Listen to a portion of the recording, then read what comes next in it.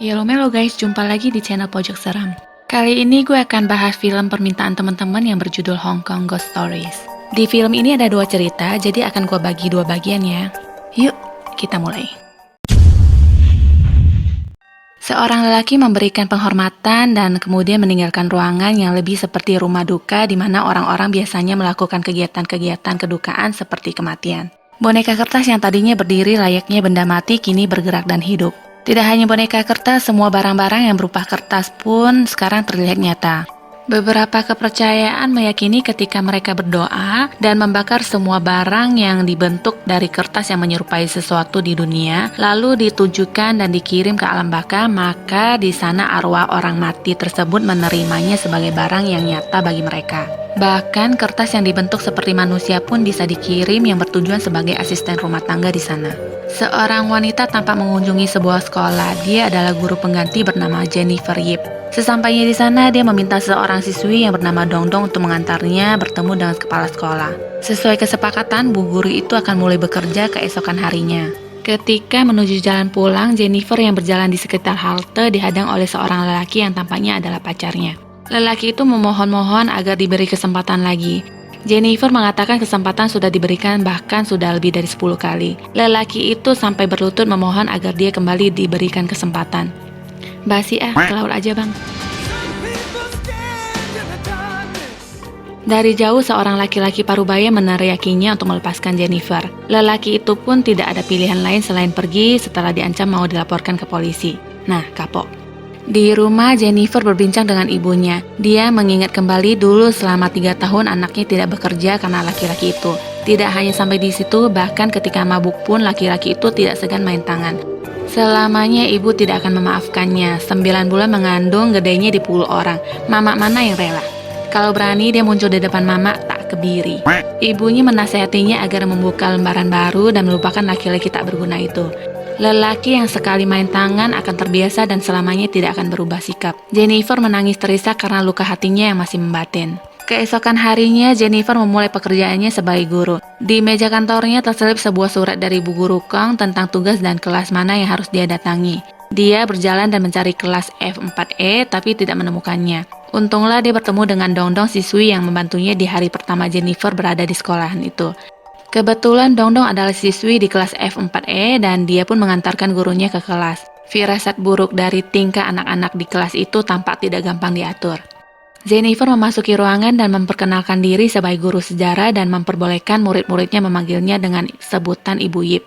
Tidak ada yang peduli, mereka tampak acuh tak acuh, membuat lelucon dan menertawakan bu guru mereka. Jennifer melakukan pendekatan dan mengosongkan materi di hari itu dan berkenalan satu sama lainnya. Singkat cerita, Jennifer bisa melewati hari itu dengan baik. Di malam harinya ketika Jennifer sedang berjalan di keramaian, dia seperti melihat beberapa muridnya berpakaian seksi termasuk Dongdong. Dia pun berinisiatif mengikutinya. Ternyata para siswi itu sedang menawarkan diri kepada om-om. Jennifer mendapati satu dari mereka dan menanyakan alasan mereka melakukan itu. Dengan santainya, siswi itu mengatakan semua tentu saja untuk lifestyle. Mereka ingin punya uang untuk membeli barang-barang branded. Siswi itu bahkan berani mengancam gurunya untuk tidak memberitahu siapa-siapa tentang hal ini. Oh, seperti itu. I call your daddy. Keesokan harinya, Jennifer mengajar di kelas. Dia notice bahwa Dongdong tidak masuk di jam pelajaran. Tidak berapa lama lonceng berbunyi dan kelas pun dibubarkan. Bubar ataupun tidak, sebenarnya para berandalan itu tidak fokus belajar. Begini kelakuan kalau di luar rumah kan? Nah, coba online school kayak sekarang dipantau oleh ibu pejabat langsung yang memakai dasar batik sambil memegang sendal. Berani kagak? Manfaat dari tugas hilang otaknya. Bu guru menanyakan keberadaan Dongdong kepada Carol. Anak-anak itu semakin hari semakin kurang ajar. Mereka bahkan berani mengancam ibu gurunya untuk melupakan apa yang dia lihat semalam. Jennifer melihat dan mengikuti Dongdong berjalan menuju toilet. Sebenarnya dia juga memanggilnya, tapi seakan tidak terdengar oleh Dongdong. Lebih anehnya lagi, ternyata di dalam toilet tidak ada seorang pun. Yang ada hanyalah suara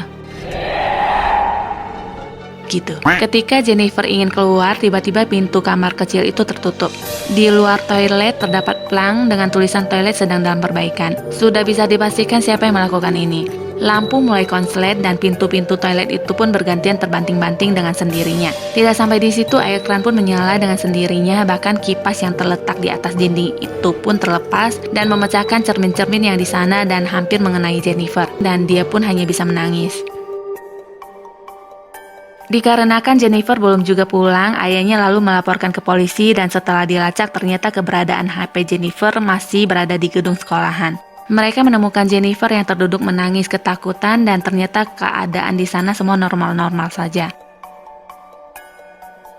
Jennifer pun pulang bersama ayahnya. Ketika dia sedang tertidur, ada momen sebuah tangan yang terlihat sedang mengorek isi kepalanya. Dia pun terbangun oleh telepon dari Bu Guru Kong. Bu Guru Kong mengatakan ingin berbicara dengannya besok. Keesokan harinya mereka pun bertemu. Jennifer membuka pembicaraan dengan meminta Bu Kong untuk menjaga anak-anak kelas F4E. Mereka anak-anak yang butuh perhatian.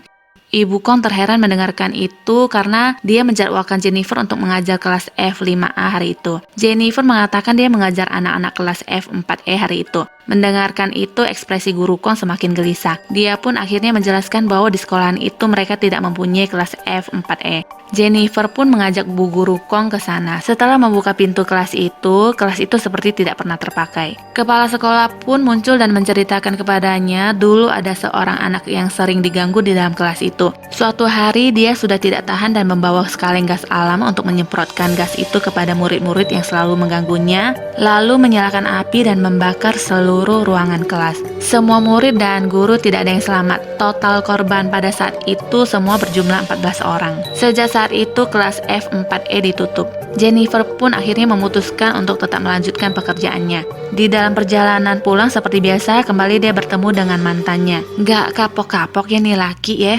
Tetep andalannya adalah rayuan maut, pujangga kali ya. Jennifer pun tetap melakukan penolakan dan meninggalkannya. Di atas halte, Jennifer melihat Dong-dong dengan memar di wajahnya. Dia datang mengingatkan Jennifer untuk tidak lagi datang ke sekolahan dan lari begitu saja. Jennifer tiba di rumah dan mendapati kedua orang tuanya sedang mengadakan doa bersama. Pendeta mengatakan kepadanya agar memperkuat iman bersama Tuhan. Mereka pun mengajaknya berdoa bersama. Udah dipesenin jangan lagi datang ke sekolah, ngeyel. Nongol lagi dong dia. Tapi kali ini sedikit berbeda, dia mengucap kalimat doa sebelum masuk. Kelas F2A seharusnya adalah kelas nyata, tapi dia terkejut melihat penampakan murid-muridnya yang sama di kelas F4E. Di dalam hatinya dia terus meyakinkan dirinya ini hanyalah ilusi, ini bohong, ini palsu. Kuatkan imanmu. Dia pun memulai pelajaran dengan gelisah. Beberapa wajah murid itu mulai berubah. Carol bahkan bisa menjulurkan lidah panjangnya ke arah Jennifer dan terhenti ketika Jennifer menoleh ke belakang. Hei, jangan main-main ya. Carol kembali beraksi. Sekarang dia memamerkan ilmu meringankan tubuhnya disusul oleh siswa lainnya dan melayang menuju ke arah Jennifer. Dong-dong mengisyaratkan agar Jennifer segera pergi. Dia pun memahami isyarat itu dan keluar dari kelas. Semua murid kurang ajar itu bertepuk tangan tanda kemenangan. Jam kemudian menunjukkan pukul 5 sore, sedangkan dia seharusnya mengajar di pagi hari. Dia kembali seperti mengalami rutinitas setiap harinya. Di dalam perjalanan pulang, dia kembali bertemu Dong-dong di halte dan kembali mengingatkannya agar tidak kembali lagi keesokan harinya karena membahayakan nyawanya. Astaga, elu lagi, Tong. Tapi kali ini dia cukup berguna. Dia memperlihatkan video rekaman Jennifer yang berbicara sendiri barusan. Jadi setidaknya Jennifer kini tahu bahwa muridnya itu bukan manusia. Mantannya mengajaknya untuk menemui seseorang kenalannya untuk membantunya dalam masalah ini. Awalnya dia menolak dengan mengatakan bahwa dia seorang Kristiani. Mantannya terus membujuknya dan akhirnya Jennifer pun luluh. Tanpa dijelaskan panjang lebar pun, pria yang dimaksud itu sudah tahu bahwa sekolahan itu pernah terjadi kasus pembunuhan yang terjadi 20 tahun yang lalu. Dikarenakan semangat hidup Jennifer yang menurun dan mengalami nasib yang buruk, maka akan gampang menuntunnya kepada roh-roh yang gelisah. Suhu lalu memberikan sebuah jimat penangkal dan mengatakan bisa dipakai pada saat dia putus asa. Jennifer pulang ke rumah dan menemukan pesan dari orang tuanya bahwa mereka sedang menjenguk neneknya yang sedang sakit. Telepon rumah berbunyi, itu ternyata telepon dari muridnya yang cekikikan mengejeknya. Setelah itu HP-nya yang berbunyi, bolak-balik dia dipermainkan oleh bunyi telepon dari muridnya. Lampu tiba-tiba meredup. Ada sesosok aneh yang terlihat akan keluar dari handphonenya dibarengi suara tawa seorang perempuan. Jennifer mengingat jimat itu dan menikam ke arah handphonenya. Nah, masih bisa ketawa cekikikan nggak sekarang? Suasana pun menjadi normal kembali. Keesokan harinya, Bu Fong tetangganya menghampiri Jennifer dengan menyambungkan telepon dari ibunya. Ibunya mengatakan bahwa dia sekarang sudah berada di sekolahan karena mendapat pesan dari Jennifer yang katanya ingin menemuinya di sekolahan. Sedangkan Jennifer tidak mengirim pesan apa-apa kepada ibunya pagi itu. Ibunya juga mengatakan sekarang dia ditemani oleh kedua murid yang bernama Carol dan Okawa. Carol meminjam handphone ibunya dan menyuruh Jennifer untuk segera datang ke sekolahan. Tetangga menawarkannya untuk memanggil pendeta tetapi ditolak oleh Jennifer. Jennifer pun datang dengan membawa jimat pelindung di tasnya. Sesampainya di sana, Dongdong segera membawanya dengan mengatakan ibunya bersama mereka. Di kelas, hantu-hantu itu tertawa. Jennifer menyuruh mereka untuk melepaskan ibunya. Jennifer mengeluarkan jimatnya. Carol memberikan instruksi untuk mendorong ibunya ke bawah. Mereka tertawa dan Jennifer pun naik pitam. Dia menghujamkan jimat yang berupa pisau sakti itu kepada murid-murid hantunya satu persatu tanpa ampun. Polisi datang dan mengamankan Jennifer yang dituduh melakukan pembunuhan atas ke-14 muridnya.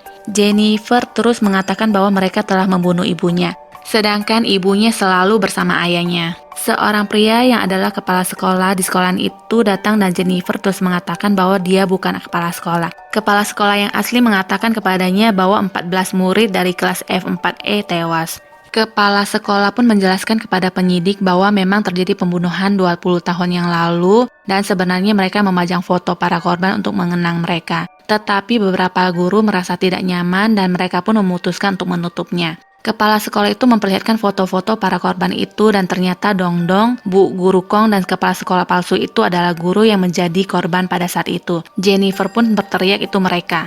Ditemukan sebuah senjata mencurigakan di TKP dan Jennifer mengatakan bahwa Chung mantannya itu yang telah memberikan kepadanya. Ayahnya begitu kaget mendengarkan itu, bagaimana bisa terjadi sedangkan Chung sudah mengakhiri hidupnya 2 hari lalu dengan alat yang ternyata sama dengan alat yang ditemukan di TKP yang disebut oleh Jennifer jimat pemusnah roh jahat. Jennifer pun seakan dibikin gila dengan semua hal yang terjadi. Dia terus tertawa dan melihat penampakan Dongdong yang tersenyum menang kepadanya. Roh jahat hanya ada di pikiran, mereka tidak bisa menyentuh dan mencekikmu sampai mati. Setan menggunakan berbagai ilusi dari sisi gelap, sisi buruk, jauh di dalam hati seseorang untuk meruntuhkan imanmu. Inilah kata-kata yang dikutip oleh pendeta pada saat itu. Menarik ya? Di dunia roh katanya manusia itu tampak oleh mereka dan mereka melihat manusia seperti hidup dalam panggung sandiwara. Bagi manusia, roh itu tidak tampak tapi diperlakukan seperti hidup di dunia nyata. Nah, sampai di sini dulu ya ceritanya. Nantikan cerita selanjutnya. Stay tune ya guys, gue bakalan upload soon. Jangan lupa subscribe, like, and share. Juga menyalakan lonceng notifikasi untuk menonton film seru lainnya ya. See you!